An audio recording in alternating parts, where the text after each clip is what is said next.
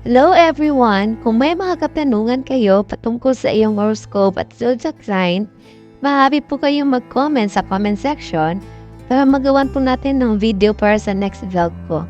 Keep on watching! Kalusugan ng Aquarius. Mga taong ipinanganak sa ilalim ng sign Aquarius ay karaniwang may mahinang istruktura ng buto, kaya kahit isang maliit na pagkahulog o aksidente ay maaaring maging sanhi ng bali. Ang kanilang nervous system, puso, gulugod, lalamunan at pantog ay maaari ding maging sanhi ng pagkabalisa sa harap ng kalusugan.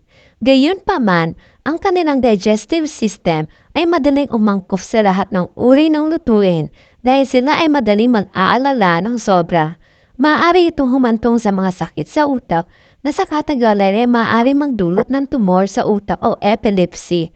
Gayunpaman, sa pangkalahatan, sila ay may posibilidad na mabuhay hanggang sa hinog na katandaan sa mabuting kalusugan.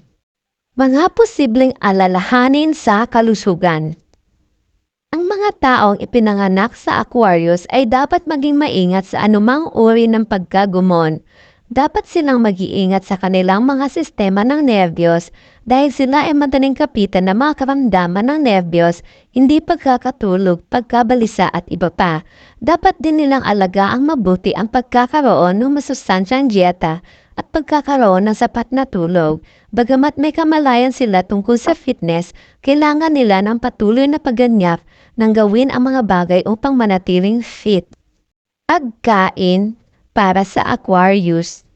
Ang mga taong ipinanganak sa Aquarius ay dapat magkaroon ng dieta na binubuo ng mga sangkap na mabuti para sa kanilang sistema ng sirkulasyon at panatilihing nasusuri ang kanilang antas na asukal sa dugo.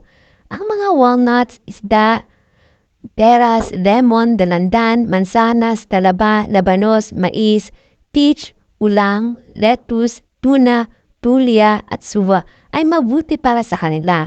Kailangan nilang iwasan ang mga matatamis at carbonated na inumin.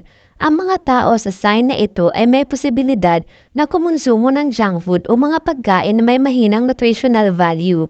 Kailangan nilang tiyakin na mayroon silang maraming mga mani, buto, prutas at gulay. Ang caffeine ay hindi angkop sa kanila, kaya dapat nilang isaalang-alang ang pagpapalit ng kape ng herbal tea.